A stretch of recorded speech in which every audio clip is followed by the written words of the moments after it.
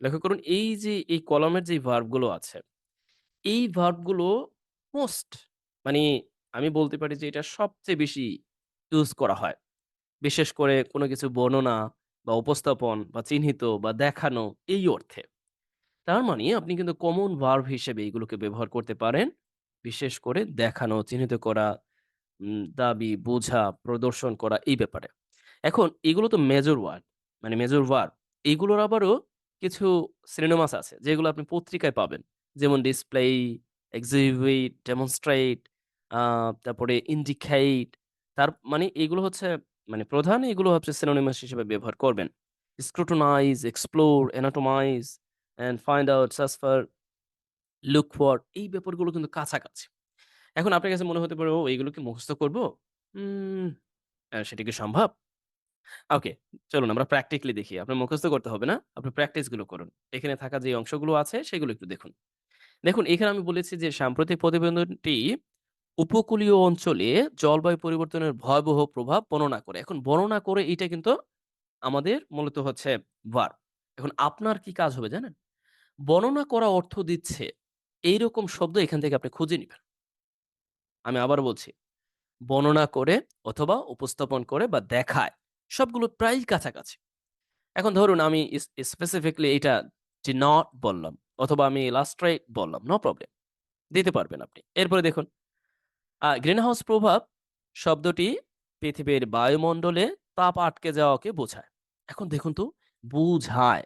তার মানে দেখুন সুন্দরভাবে আপনি আপনার প্রয়োজনে এখানে রিফার্স টু ব্যবহার করতে পারছেন। তার মানে এই রিফার্স টু হচ্ছে একটি কমন ওয়ার্ড।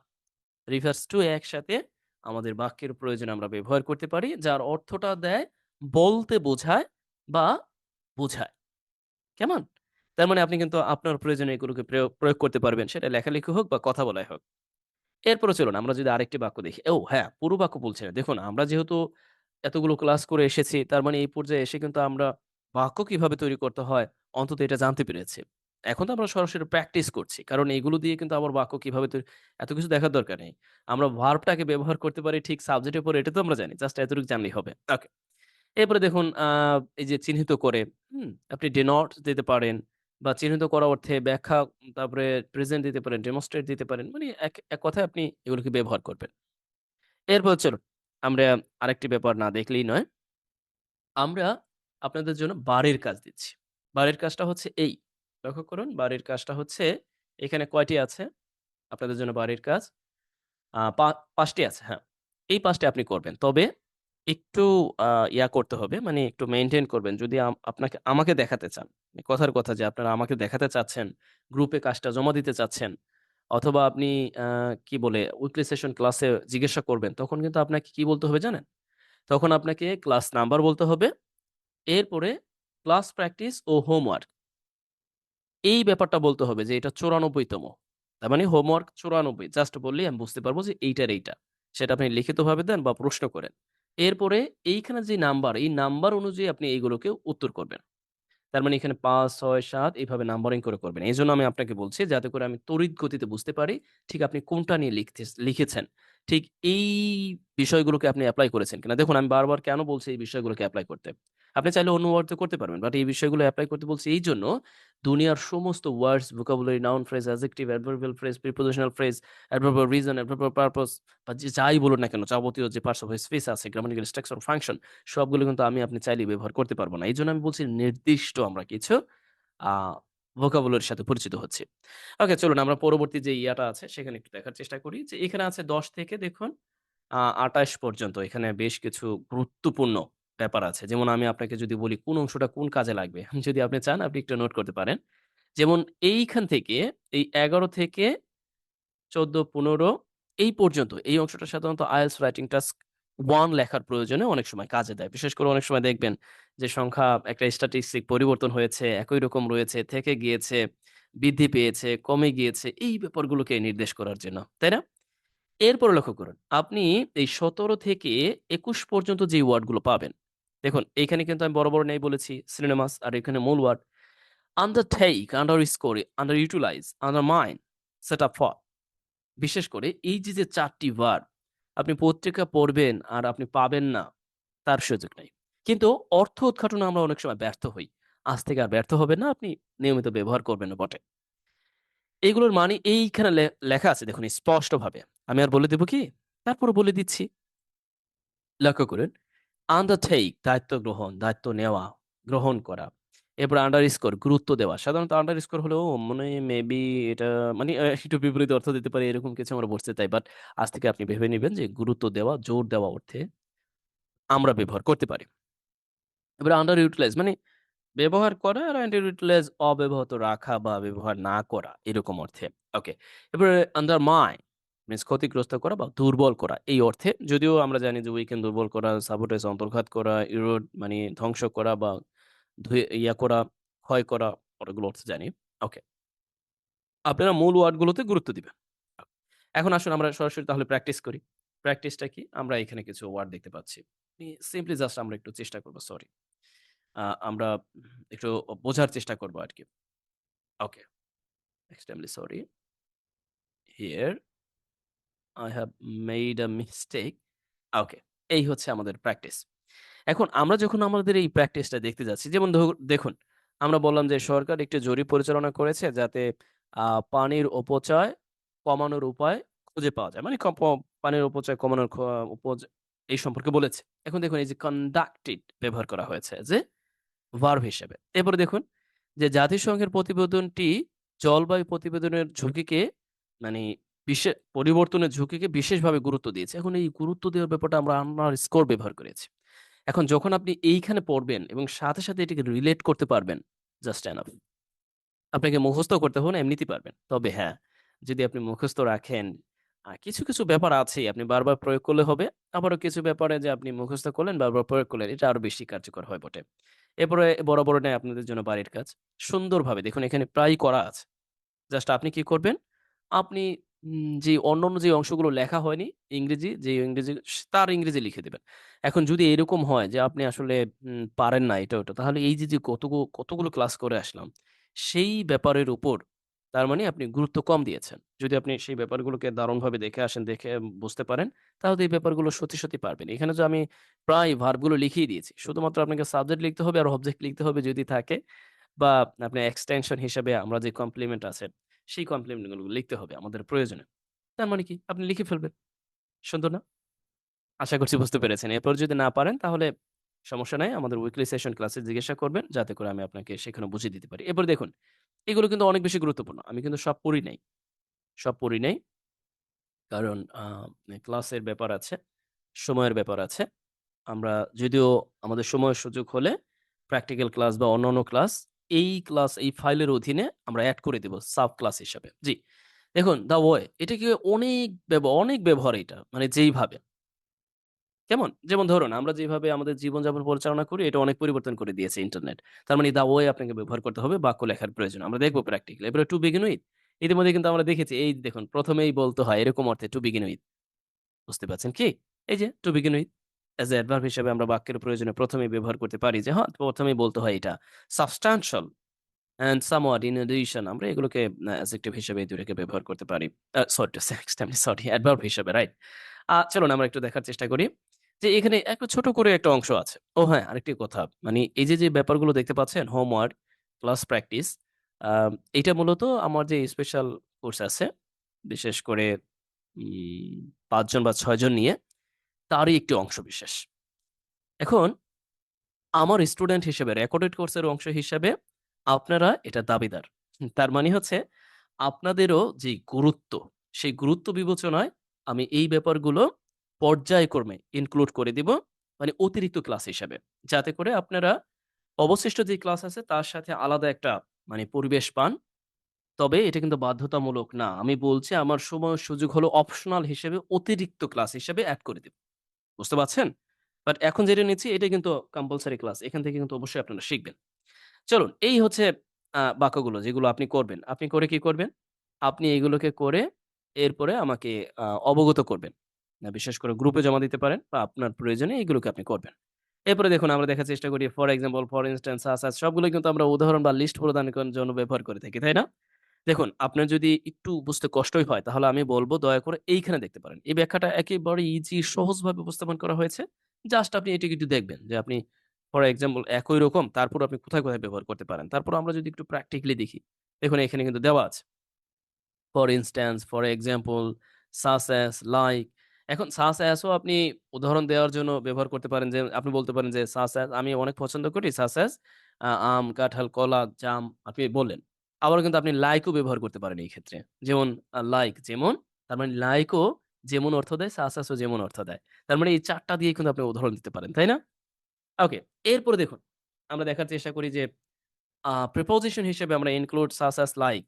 এখন দেখুন এখানে কিন্তু আমরা ব্যবহার করলাম প্রিপোজিশন হিসাবে ঠিক আছে। বাট এখানে কিন্তু লিস্ট প্রদানের জন্য। বাট আমরা আবার লিস্ট ছাড়াও অন্য, অন্য ব্যাপারেও এগুলোকে প্রয়োগ করতে পারি। সেটা কেমনে? যেমন দেখুন ইনক্লুডিং ৪ টি অর্থ আছে। সহ অন্তর্ভুক্ত করে যার মধ্যে। এখন সিম্পলি কিন্তু আপনি এখানে বসায় দিতে পারেন। ধরুন আমরা একটু প্র্যাকটিক্যালি দেখতে যাচ্ছি। এই যে এই ব্যাপারটা আমরা যদি একটু প্র্যাকটিক্যালি দেখি। দেখুন আপনি জাস্ট একটু রিলেট করবেন। যেমন আমি এখানে কি দিয়েছি such as যেমন, আর লাইক মতো।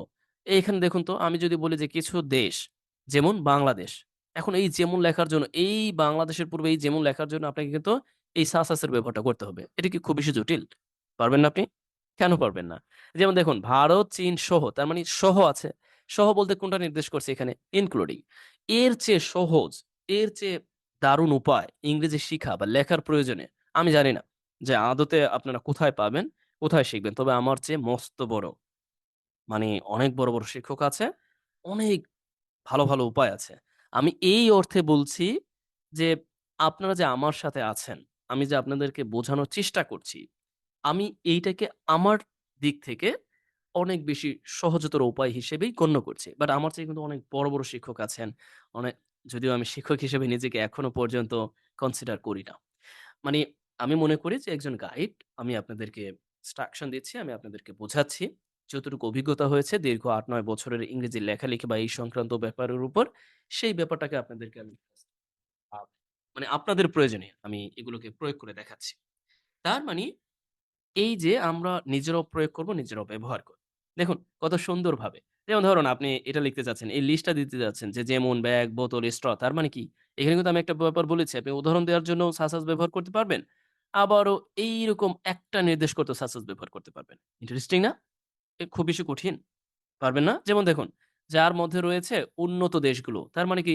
যার মধ্যে ইনক্লুডিং ব্যবহার করবেন। জাস্ট হয়ে গেল। ইনক্লুডিং এরপরে আপনি ডেভেলপড কান্ট্রিজ দিলেই হয়ে গেল। এই বাক্যটা কি খুব বেশি জটিল? ওকে, বোঝাতে পেরেছি। চলুন, আমরা পরবর্তী দেখার চেষ্টা করি অনুযায়ী এটা তারপরে সাধারণ অনুযায়ী এটা নির্দেশ করতে। এই নিয়ম অনুযায়ী, এই নিয়ম অনুসারে, সেই নিয়ম অনুযায়ী, সেই নিয়ম অনুসারে আমরা একটু দেখার চেষ্টা করি। এইখানে আমরা একটু যদি একটু প্র্যাকটিক্যালি দেখি, যেমন লক্ষ্য করুন। আমরা কিন্তু এটা জানি। যেমন ধরুন এখন কারো, কারো প্রশ্ন হতে পারে এটা অনুযায়ী, এটা অনুযায়ী, এটা অনুযায়ী। প্রশ্নটা হচ্ছে কখন কোনটা ব্যবহার করবেন। দেখুন এই ২ টা এস এ প্রিপোজিশন হিসেবে আপনি ব্যবহার করবেন নাউন বা নাউন ফ্রেজ এর পূর্বে। আর এইটাকে ব্যবহার করবেন আপনি অ্যাডভার্ব হিসেবে। তার মানে আপনি সিম্পলি ভার্বের পরে বা ভার্বের আগে পরে যেখানেই হোক আপনি অ্যাডভার্ব হিসেবে অ্যাকর্ডিংলি ব্যবহার করতে পারেন। দেখুন তো এখানে স্পষ্টভাবে বলা আছে যে আপনি অ্যাকর্ডিং কোথায় ব্যবহার করবেন, অ্যাকর্ডিং টু আর অ্যাজ পার কোথায় ব্যবহার করবেন। অ্যাজ পার ফরমাল ভাষায় নিয়ম, নির্দেশ, চুক্তি এই ব্যাপারগুলো যখন আপনি ব্যবহার করবেন তখন অ্যাজ পার। আর মতামত, আ তথ্যসূত্র বা নির্দিষ্ট প্রকাশ করতে আপনি ব্যবহার করবেন অ্যাকর্ডিং টু। আমাকে বলুন তো এটা কি খুব বেশি জটিল ব্যাপার? এখন যদি আমি আপনাকে বলি এই বাক্যগুলো আপনি করবেন। দেখুন বিশেষজ্ঞদের মতে, তার মানে কি বিশেষজ্ঞদের মতে। তাহলে আপনি কোনটা ব্যবহার করবেন? এই যে মতে। তার মানে কি আপনি অ্যাকর্ডিং টু দিয়ে এটা করবেন যে অ্যাকর্ডিং টু এরপর বিশেষজ্ঞ। খুব বেশি কঠিন? আবার দেখুন আবহাওয়ার প্রতিবেদন অনুযায়ী এটাও কিন্তু আপনি কি লিখতে পারেন? অনুযায়ী কি? অনুযায়ী অ্যাকর্ডিং টু লিখতে পারেন। তার মানে এটাও কিন্তু হচ্ছে। আবারও যদি আপনার কাছে মনে হয় যে না আমি অন্য একটা করব যে ইয়েস আমি চুক্তি অনুযায়ী তার পণ্যের দাম আগেই পরিশোধ করব। এখন আমি কিন্তু এখানে বলেছি যে চুক্তি মানে কি? চুক্তি অনুযায়ী এই অনুযায়ী আপনি চাইলে সুন্দরভাবে ফরমাল ল্যাঙ্গুয়েজ এর অংশ হিসেবে স্ট্যান্ডার্ড ইংরেজি লেখার প্রয়োজনে অ্যাজ পার ব্যবহার করতে পারেন। দ্যাট মিনস অনুযায়ী নির্দেশ করতে। সুন্দর না? এখন এইটাকে আপনার বাড়ির কাজ হিসেবে দিয়েছি। আপনি যখন দিবেন আমাকে জমা দিবেন তখন এইভাবে দিবেন যে 97 ওকে? এরপরে দেখুন, আমরা যদি দেখি যে আ নির্দেশনার সঙ্গে সামঞ্জস্য রেখে একটি কাজ সম্পন্ন করা হয়েছে। এখন একটা ব্যাপার দেখুন, সামঞ্জস্য রেখে কোনটার সাথে যাচ্ছে? নিঃসন্দেহে এটার সাথে যাচ্ছে। এখন আমাকে বলুন তো, এই ব্যাপারটা কি খুব বেশি জটিল? এখন আপনি যখনই দেখবেন যে কোন কিছুর সাথে সামঞ্জস্য রেখে, সম্পৃক্ত রেখে কিছু একটা করা, পারবেন না আপনি? পারবেন না কেন? না পারলে ঝামেলা কিন্তু। অবশ্যই পারতে হবে। আশা করছি আপনারা পারবেন। ওকে। এরপরে চলুন আমরা দেখার চেষ্টা করি বিশেষ করে যদিও, সত্ত্বেও, যদিও এরকম অর্থ প্রকাশে আমরা সরাসরি প্র্যাকটিস করি। বাদ দেই এত কিছু।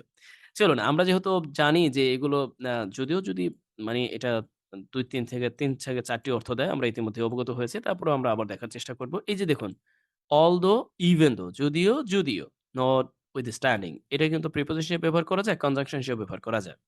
চলুন এইখানে দেখি যে যদিও, তার মানে হচ্ছে যদিও এই অর্থ প্রকাশে notwithstanding এটাও আমরা জানি। ইতিমধ্যে আমরা যারা বিশেষ করে আ ইয়ের ক্লাসগুলো করেছি কম্পাউন্ড, কমপ্লেক্স, সিম্পল এর ক্লাসের অংশ হিসেবে বিশেষ করে আমরা যখন ক্লোজ এর ক্লাস করেছি বা আমরা যখন কিভাবে বড় বাক্য তৈরি করতে হয় সেই ক্লাসগুলো করেছি তখন আমরা এগুলো পেয়েছি। কনজাংশন এর ক্লাসগুলোতে এগুলো পেয়েছি। এজন্য এখানে আর বেশি একটা সময় দেওয়ার প্রয়োজন নাই। আপনি ওই ক্লাসগুলো দেখতে পারেন। এরপর চলুন দেখি এই দেখুন। এটা খুব বেশি কমপ্লিকেটেড হতে পারে অনেকের জন্য। সেই সাথে অধিকন্তু ছাড়াও, ছাড়াও, তাছাড়া, ছাড়াও মানে পাশাপাশি, সেই সাথে সবগুলো একই রকম মনে হচ্ছে, তাই না? বাট কিছু পার্থক্য আছে। জাস্ট এইখানে একটু এক পলকে একটু দেখে নিন যে পার্থক্যটা আসলে কোথায়? পার্থক্যটা হচ্ছে এই, additionally আপনি ব্যবহার করতে পারেন অ্যাডভার্ব হিসেবে। তাই না? বাক্যের প্রয়োজনে একেবারে শুরুতে অথবা শেষের দিকে। in addition এটাকেও ব্যবহার করতে পারেন বাক্যের প্রয়োজনে as a অ্যাডভার্ব হিসেবে। এখানে একটু লিখে দিব কি? জাস্ট আমি এতটুকু লিখে দিচ্ছি। আপনারা একটু বুঝে নিবেন। এভাবে যে অ্যাডভার্ব আমি এটুক বলে দিচ্ছি। বলতে হবে না। আমার মনে হয় বুঝতেই পারছেন। ওকে। এরপরে besides, রাইট? এটাকেও কিন্তু আপনি ব্যবহার করতে পারেন ২ রকমভাবে যদিও। অ্যাডভার্ব, প্রিপোজিশন ২ রকমভাবে ব্যবহার করা যায়। আ আমরা লক্ষ্য করি না, অবস্থান বিশেষে আপনি অ্যাডভার্ব হিসেবে ব্যবহার করবেন। ওকে। এইটাকে কিন্তু আপনাকে প্রিপোজিশন হিসেবে ব্যবহার করতে হবে। in addition to এখন বলতে পারেন একটু জটিল মনে হচ্ছে। মানে আসলেই কোনটা হবে? মানে লক্ষ্য করুন, আমি এই ব্যাপারগুলোকে বুঝায় দিব। ওকে? এখানে পার্থক্যটা কোথায়? আপনি কখন প্রিপোজিশন হিসেবে ব্যবহার করবেন, এই ব্যাপারটা আমি বুঝায় দিব। আর কখন অ্যাডভার্ব হিসেবে। দেখুন, ছাড়াও। তার মানে এখানে ব্যাপারটা হচ্ছে আপনি এটা বলতে পারেন যে, আমাকে ছাড়াও। তার মানে আমাকে ছাড়াও অন্যরা। সিম্পলি বোঝা যাচ্ছে কিন্তু আমাকে ছাড়াও। তার মানে কি? এইটা কি? আপনাকে কি অর্থে ব্যবহার করতে in addition to বা আমি পাশাপাশি অন্য একজন। সেই ক্ষেত্রে আপনি as well as ব্যবহার করবেন। যদিও এগুলোর ব্যবহার আমরা পূর্ববর্তী দেখেছি। তারপরে দেখুন এখানে কিন্তু সুস্পষ্টভাবে বলা আছে। আর আমরা যদি একটু প্র্যাকটিক্যালি দেখি তাহলে সেটাও আমরা কিন্তু দেখতে পাবো। কেমন? প্র্যাকটিক্যালি কিন্তু আমরা এই ব্যাপারগুলোকে অনুধাবন করতে পারবো। ওকে? আ এরপরেও আমাদের আরেকটি ক্লাস আছে ১০০ টি গুরুত্বপূর্ণ ওয়ার্ডে। সেখানে আমরা আরো বেশি প্র্যাকটিক্যালি এই ব্যাপারগুলোকে অবলোকন করব, দেখব, প্র্যাকটিস করব। যাতে করে আমাদের দৈনন্দিন ইংরেজির প্রয়োজনীয় ব্যাপারগুলোকে আমরা দারুণভাবে কাজে লাগাতে পারি। কেমন? এখন সবচেয়ে বড় যে ব্যাপারটি, আমি এখানে একটু করে দিচ্ছি যে ঠিক কখন কোনটা আপনি ব্যবহার করবেন। ওয়েট, জাস্ট এখানে আমাকে একটু ঠিক করতে ফিক্স করতে হচ্ছে। একটু সমস্যা হয়েছে। সহজভাবে নিবেন। হ্যাঁ, চলুন আমরা একটু দেখার চেষ্টা করি। এইখানে আমরা যখন দেখছি, okay? Okay, uh wait a time, wait a minute please. হ্যাঁ, ঠিক হয়েছে। জি। এখন দেখুন তো আমি জাস্ট এইভাবে বলছি যে এটা হচ্ছে অ্যাডভার্ব। এটা বুঝে নিবেন। এটা হচ্ছে আমাদের বাক্যের প্রয়োজনে অ্যাডভার্ব। ওকে? বুঝে নেবেন। এখন এটাকে আমরা লিখছি আ এস কি? প্রিপোজিশন। বুঝতে পারছেন? এটাকেও আমরা কি? প্রিপোজিশন। এখন একটা ব্যাপার অনেকে বলতে পারেন, আ মোর ওভারও তাছাড়া, ইন এডিশন তাছাড়া, এডিশনালি তাছাড়া হ্যাঁ, আপনি আপনার প্রয়োজনে ব্যবহার করতে পারবেন। যদি মনে করেন যে তাছাড়া কয়েকবার প্রয়োজন হচ্ছে তাহলে আপনি একটু ভিন্ন ব্যবহার করবেন। একবার আপনি এডিশনালি ব্যবহার করলেন, আরেকবার মোর ব্যবহার করলেন। মানে আরো বেশি স্ট্যান্ডার্ড এবং অনেকটা গুরুত্বপূর্ণ হিসাবে ট্রান্সিশন ওয়ার্ড ওর বাক্যের প্রয়োজনে আপনার স্বাধীন ডিভাইস হিসেবে এগুলোকে ব্যবহার করতে পারেন। এই তো হলো। এরপর লক্ষ্য করুন এখানে আমরা দেখতে পাচ্ছি খুবই গুরুত্বপূর্ণ কিছু ব্যাপার। এই ব্যাপারগুলো আপনারা দেখবেন। দেখুন এখানে সুন্দরভাবে দেওয়া আছে এবং কি আপনার নিজের প্রয়োজনে আপনি ছোট্ট বাক্য তৈরি করবেন। এইগুলো বিশেষ করে IELTS রাইটিং টাস্ক 2 এর প্রয়োজনে অনেক বেশি আ দরকার হয় এবং অন্যান্য লেখাও আপনার আ সুবিধা অনুযায়ী আপনি এগুলোকে প্রয়োগ করতে পারবেন। কোন সমস্যা নেই। এরপরে চলুন আমরা এখানে একটু দেখার চেষ্টা করি। লক্ষ্য করেছেন কি? এই জায়গাটা যদি আমরা একটু দেখি। ওকে। আমরা এই জায়গাটা একটু দেখার চেষ্টা করি। এই জায়গাটা। ওকে? এরপরে আমরা যেটা করতে পারি, এইগুলোকে দেখতে পারি। দেখুন এইখানে কিছু গুরুত্বপূর্ণ ব্যাপার আছে। ট্রানজিশন ওয়ার্ড আছে। লক্ষ্য করেছেন কি? এই ট্রানজিশন ওয়ার্ডগুলো কিন্তু অনেক বেশি গুরুত্বপূর্ণ। যেমন আমরা অনেক সময় বলি যে sometime, in fact, earlier, then, therefore, in conclusion, generally speaking. এখানে দেখুন আবার সুন্দরভাবে প্র্যাকটিস দেওয়া আছে। আপনি কিন্তু চাইলেই করে ফেলতে পারবেন। যদি আপনার কাছে সমস্যা মনে হয় তাহলে তো আমাদের উইকলি সেশন ক্লাসে জিজ্ঞাসা করবেন। এরপরে দেখুন, এইখানে আরো বেশি গুরুত্বপূর্ণ। মানি বিশেষ করে ওই যে আমি বললাম যে সবচেয়ে গুরুত্বপূর্ণ রাইটিং ভোকাবুলারি যেগুলোকে বলা হয়, তার মধ্যে এইটা হচ্ছে একটা বিষয়। আপনি যদি এই ব্যাপারগুলোকে ক্যাপচার করতে পারেন আপনার প্রয়োজনে, জাস্ট এনাফ। আপনি মানে এক কথায় কি বলবো যে আপনি আ এক কথায় দারুণ কিছু করে ফেলতে পারবেন। যেমন দেখুন আপনারা যখন আপনি যখন বাক্য লিখতে যাই, তখন কিন্তু আমাদের অনেক সময় প্রয়োজন হয় যে অনুযায়ী দ্যাট মিনস আমরা তো দেখলাম এটা কিন্তু দেখেছি। কিন্তু আমাদের অনেক সময় মনে হয় যে বিপরীতে বা বিপরীত এই সবগুলো এখানে দেখতে পাচ্ছেন এই সবগুলোকে আমরা প্রিপোজিশনাল ফ্রেজ তৈরিতে বিপরীত অর্থ প্রদানে ব্যবহার করতে পারি। কিন্তু এই যে এইটারই কাছাকাছি একই রকম অর্থ প্রকাশ করছে কিন্তু এইগুলোকে আমরা অ্যাডভার্ব। এখন আপনার কাছে কি মনে হতে পারে যে এগুলোকে প্রিপোজিশনাল ফ্রেজ তৈরিতে আর এগুলোকে অ্যাডভার্ব হিসাবে ব্যবহার করা যেতে পারে। এখন প্রিপোজিশনাল ফ্রেজ এর ব্যবহারটা কোথায়? আমরা জানি যে নাউন বা নাউন ফ্রেজ এর পূর্বে আমরা প্রিপোজিশনাল ফ্রেজ হিসেবে এইগুলোকে ব্যবহার করতে পারবো। আর অ্যাডভার্ব গুলো কোথায় ব্যবহার হয় এটা তো আমরা জানি। বাক্যের শুরুতে বা শেষের দিকে বা ভার্ব, অক্সিলারি ভার্ব এবং মেইন ভার্ব এর মাঝে। মানে এই ব্যবহারগুলো তো আমরা জানি। ওকে। এরপরে দেখুন গুরুত্বপূর্ণ যে কেন বলছি যে কারণের নির্দেশ করতে ভিত্তি করে তার মানে বাক্যের প্রয়োজনীয় মনোযোগী হয় ভিত্তি করে। তার মানে আপনি বেসড অন আবার যদি আপনি মনে হয় বিষয় তার মানে এখানে দেখুন বিষয় ইন রিগার্ডস টু লিখতে পারেন, ইন টার্মস অফ লিখতে পারেন, রিগার্ডিং লিখতে পারেন, কনসার্নিং লিখতে পারেন। এই সবগুলোই গুরুত্বপূর্ণ। আবার সম্পর্কিত বা সংশ্লিষ্ট আমরা অনেক সময় বলি না যে সংশ্লিষ্ট কর্তৃপক্ষ। তখন কনসার্ন অথরিটি। এছাড়া সম্পর্কিত যদি হয় তাহলে রিলেটেড টু বিষয় সম্পর্কিত, কানেক্টেড টু সম্পর্কিত, লিঙ্ক টু, অ্যাসোসিয়েট উইথ জড়িত, সংশ্লিষ্ট আমরা অনেকভাবে এগুলোকে প্রয়োগ করতে পারি। এখন দেখুন তো আপনি ওকে আরেকটা দেখাচ্ছি কম্পেয়ার। দ্যাট মিনস আপনি এটাকেও ২ টা ভাবে লিখতে পারেন। একটা হচ্ছে আ এই অর্থে যে ইন কম্পারিজন উইথ এভাবে বলতে পারেন যে তুলনায় নির্দেশ করতে। আমরা অনেক সময় বলি না যে গত বছরের তুলনায় এবছর আ কি হয়েছে? মানি খুনাখুনি, হানাহানি, রাজাহানি এটা ওটা বৃদ্ধি পেয়েছে। তো সেক্ষেত্রে আপনি কম্পেয়ার টু ওকে এভাবে ব্যবহার করতে আপনি কিন্তু সিম্পলি আপনার বাক্যের প্রয়োজনে এগুলোকে ব্যবহার করতে পারেন। আবার দেখুন ফলোইং পরে এটি নির্দেশ করতে ব্যবহার করতে পারেন। এইরকমভাবে আপনি কিন্তু এইখানে থাকা যে বাক্যগুলো আছে আবার সুন্দরভাবে এইখানে থাকা যে ওয়ার্ডস গুলো আছে সেগুলোতে করতে পারেন। যেমন ধরুন আমি যদি একটা দেখাই ধরুন এখানে দেওয়া আছে ৬ নাম্বার যে গত বছরের তুলনা করলে এবারের ফসল ভালো হয়েছে। এখন সিম্পলি জাস্ট আপনি এটা ব্যবহার করে দিতে পারেন। যদি আপনি গত বছরের সাথে তুলনা করেন এই বছরটিকে। দ্যাট মিনস কম্পেয়ার বা আপনি যদি বলেন যে compare to, if compare to the last year that means এরপর আপনি বলতে পারেন যে এবারের ফসল ভালো হয়েছে। আবার দেখুন যে সম্প্রতি পরিচালিত জরিপের ভিত্তিতে কি? এইখানে দেখুন তো আপনি কিন্তু সিম্পলি একেবারেই সহজভাবে ভিত্তিতে বলতে বেসড অন সরাসরি ব্যবহার করবেন। অন দ্য বেসিস অফ অথবা ডিপেন্ডিং অন। তবে এইটা হচ্ছে সবচেয়ে কার্যকরী। এটা আপনি ব্যবহার করতে পারেন। আবার যেমন ধরুন আপনার প্রয়োজন হলো আপনি বলছেন যে এরকম অর্থে যে অনুসারে তৈরি করা হয়েছে। মানে আইন অনুসারে তৈরি করা হয়েছে। তাহলে কোনটা দিবেন? আইন অনুসারে কোনটা তৈরি করা হয়েছে? হয় ইন অ্যাকর্ডিংস উইথ দিতে পারেন অথবা অ্যাজ পার। ইতিমধ্যে আমি বলেছি যে আপনি আইন বা ডিক্রি বা এই জাতীয় ব্যাপারগুলোকে নির্দেশ করতে অনুযায়ী বোঝাতে আপনি অ্যাজ পার ব্যবহার করতে পারেন। এই তো। এটা খুব বেশি কঠিন? আমার মনে হয় না যে খুব বেশি কঠিন। ওকে। আশা করছি বোঝাতে পেরেছি। এরপর আসুন বিপরীত সেন্স দিতে। রাইট। এটা তো আমরা দেখলাম। বিপরীত সেন্স দিতে আমরা কতগুলোকে ব্যবহার করি। যদিও আমরা ঠিক এই জায়গাটা দেখেছি। এই জায়গাটা কিন্তু আমরা দেখেছি। এজন্য আমি বলছি যে আপনারা একই বিষয় কয়েকবার পাবেন। তার মানে এই নয় যে এই ব্যাপারগুলোকে আপনি মানি একবার পড়েছেন আর পড়তে হবে না। না, এটা বারবার পাবেন, বারবারই পড়বেন। কারণ আপনারই প্রয়োজন। আপনি এগুলোকে প্রয়োগ করবেন। সেই ক্ষেত্রে আপনি এগুলোকে প্রয়োগ করবেন। ওকে।